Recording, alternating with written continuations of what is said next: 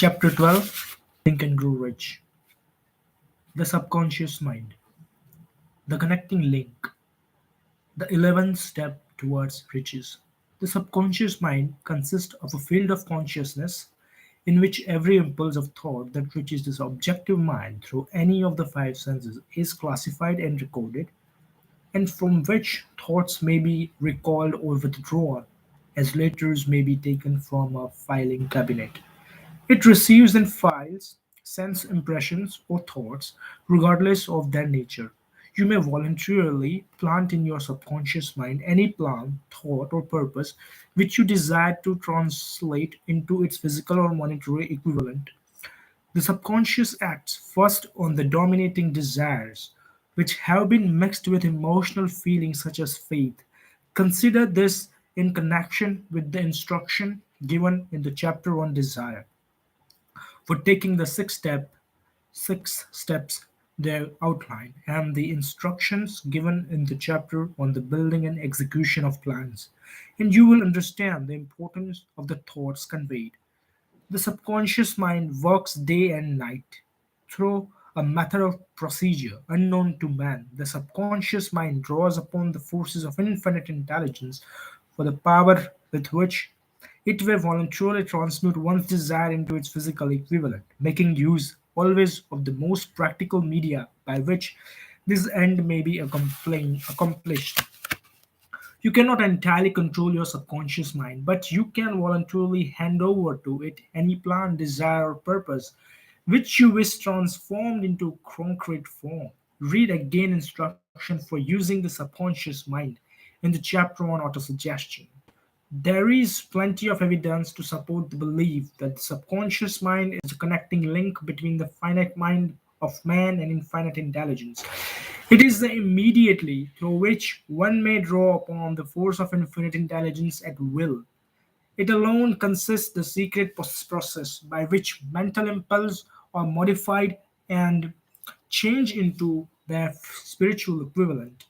It alone in the medium through which prayer may be transmitted through the source capable of answering prayer.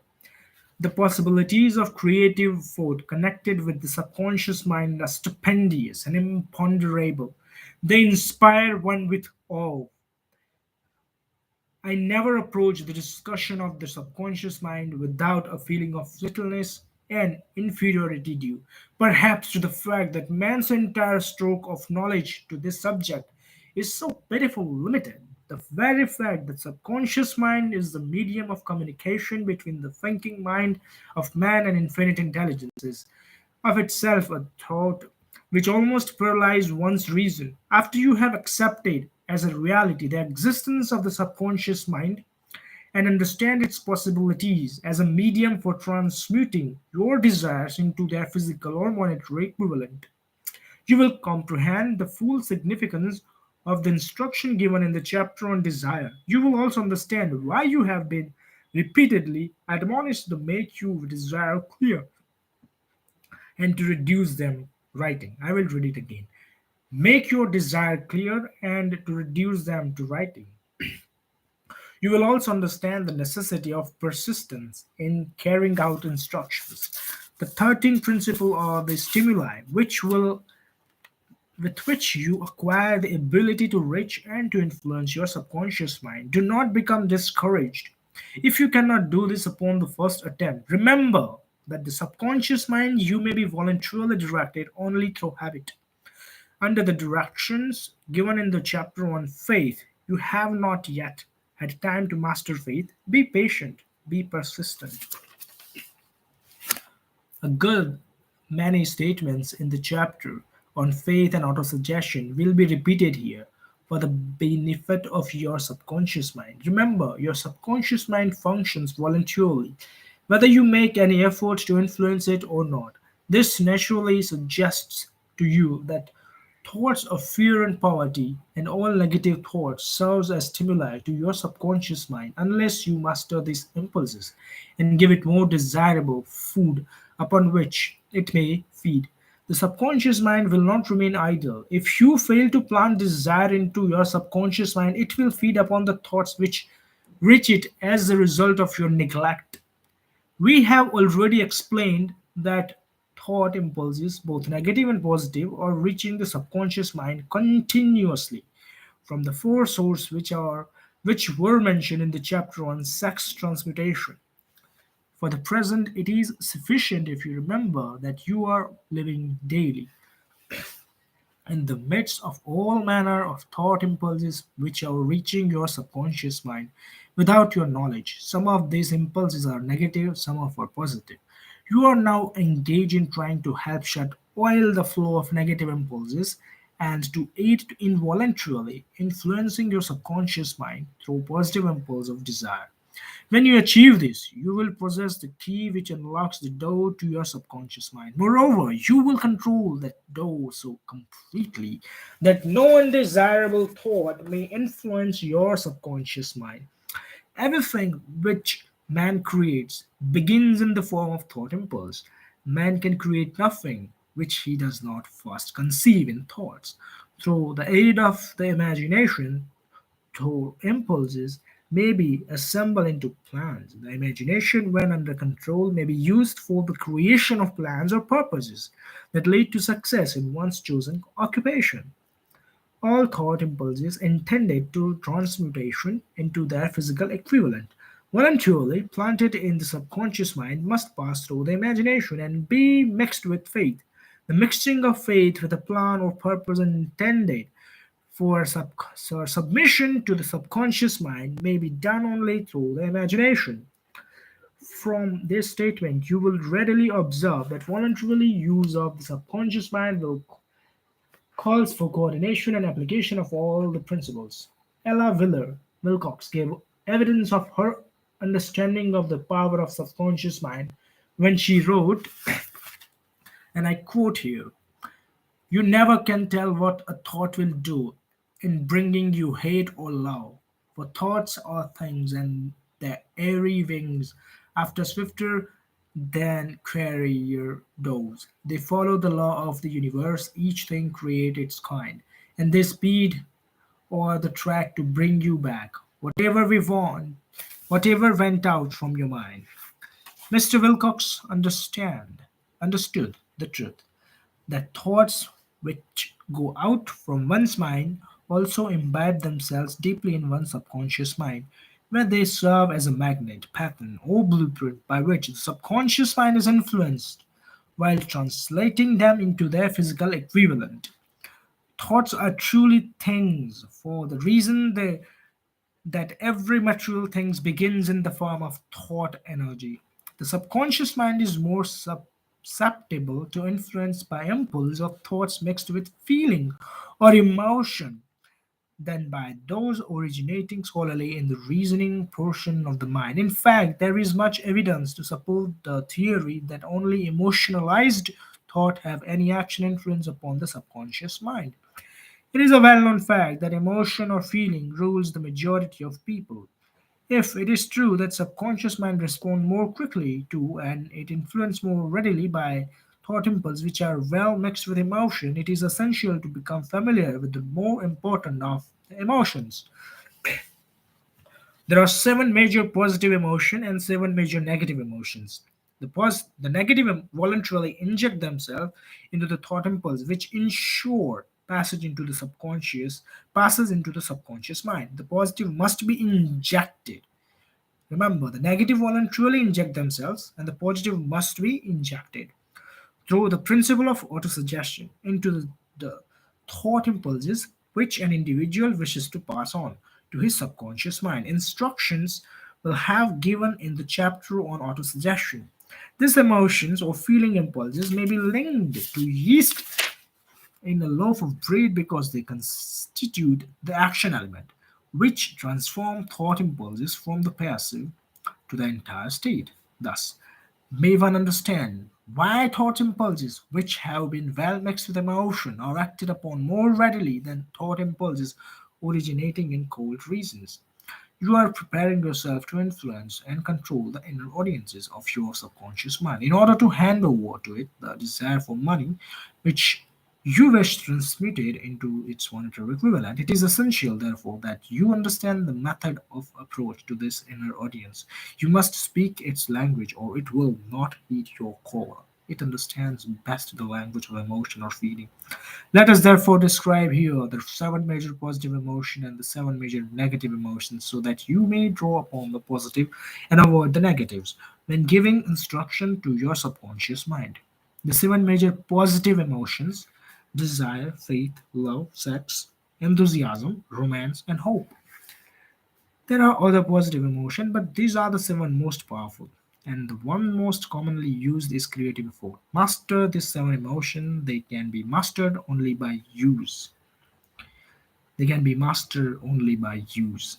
And the other positive emotion will be at your command when you need them. Remember in this connection that you are studying a book which is intended to help you develop a money consciousness by filling your mind with positive emotion. One does not become money conscious by filling one's mind with negative emotions. The seven major negative emotions to be avoided are fear, jealousy, hatred, revenge, greed, superstitions, and anger. Positive and negative emotions cannot occupy the mind at the same time. One or the other must dominate. It is your responsibility to make sure the positive emotion constitute the dominating influence of your mind. Here the law of habit will come to your aid. From the habit of applying and using the positive emotion, eventually they will dominate your mind so completely that the negative cannot enter it. Only by following this instruction literally and continuously can you gain control over your subconscious mind.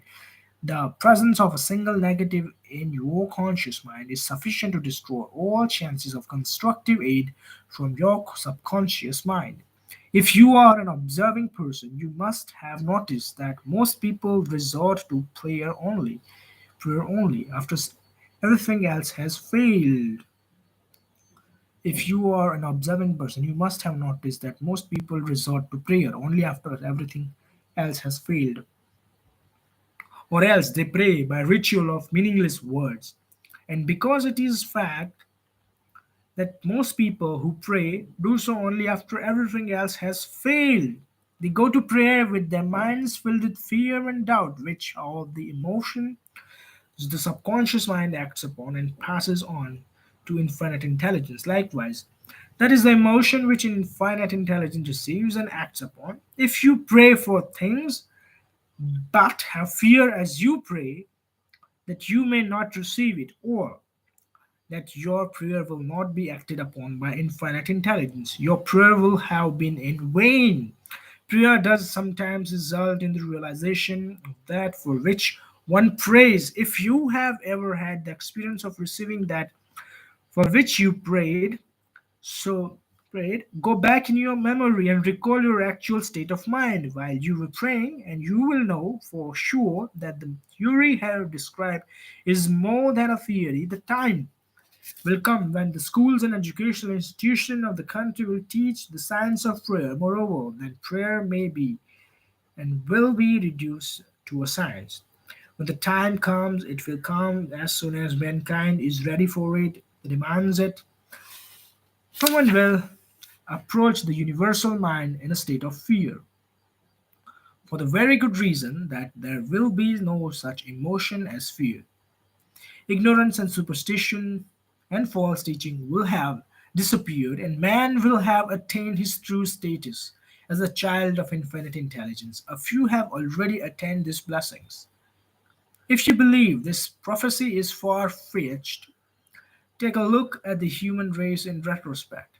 Let less than 100 years ago, man believed the lightning to be evidence of the wrath of God and feared it. Now, thanks to the power of faith, man have harnessed the lightning and made it turn the wheels of industry. Much less than 100 years ago, man believed the space between the planets to be nothing but a great void, a stretch of a dead nothingness. Now, thanks to this same power of faith, man knew that far from being either dead or a void, space between the planets is very much alive, that it is the highest form of vibration known, expecting perhaps the vibration of thoughts. Moreover, man know that this living pulsating vibratory energy which permeates every atom of matter and fills every niche of space, connects every human brain with every other human brain. What reasons have man to believe that this same energy does not connect every human brain with infinite intelligence? I will ask this question again. What reason have man to believe that this same energy does not connect every human brain with infinite intelligence? There are no toll gates between the finite mind of man and infinite intelligence. The, sub, the communication cost nothing, expect patience, faith, persistent understanding, and a science and sincere desire to communicate. Moreover, the approach can be made only by himself, paid, prayer, or worthless. Infinite intelligence does not business by proxy. You either go direct or you do not communicate. You may buy prayer books and repeat them until the day of your doom without avail. Thoughts which you wish to communicate to infinite intelligence must undergo transformation such as can be given only through your own subconscious mind. The method by which you may communicate with infinite intelligence is very similar to that through which the vibration of a sound is communicated by radio. If you understand the working principle of radio, you of course know that sound cannot be communicated through the either until it has been stepped up or changed into the rate of vibration which the human ear cannot detect. The radio sending station picks up the sound of the human voice and scrambles or modified it by stepping up the vibration billions of times. Only in this way can the vibration of sound be communicated through the ether. After this transformation has taken place, the ether picks up the energy which originally was in the form of vibration of sound, carries the energy to radio receiving station, and this receiving set step that energy back down to its original rate of vibration, so it is recognized as sound. The subconscious mind is the intermediary which translate one's prayer into term which infinite intelligence can recognize, presents the message, and bring back the answer in the form of in the form of definite plan or idea for procuring the object of the prayer, for procuring the object of prayer. Understand this principle, and you will know why mere words read from a prayer book cannot and will never serve as an agency of communication between the mind of a man and infinite intelligence. Before your prayer will reach infinite intelligence, a statement of authority is theory only. It probably is transformed from its original thoughts vibration into terms of spiritual vibration. Faith is the only known agency which will give your thoughts a spiritual nature. Faith and fear make poor bedfellows. Where one is found, the other cannot exist. So, this is the end of chapter 12 of Think and Grow Rich. Thank you very much for listening, and I hope it helps.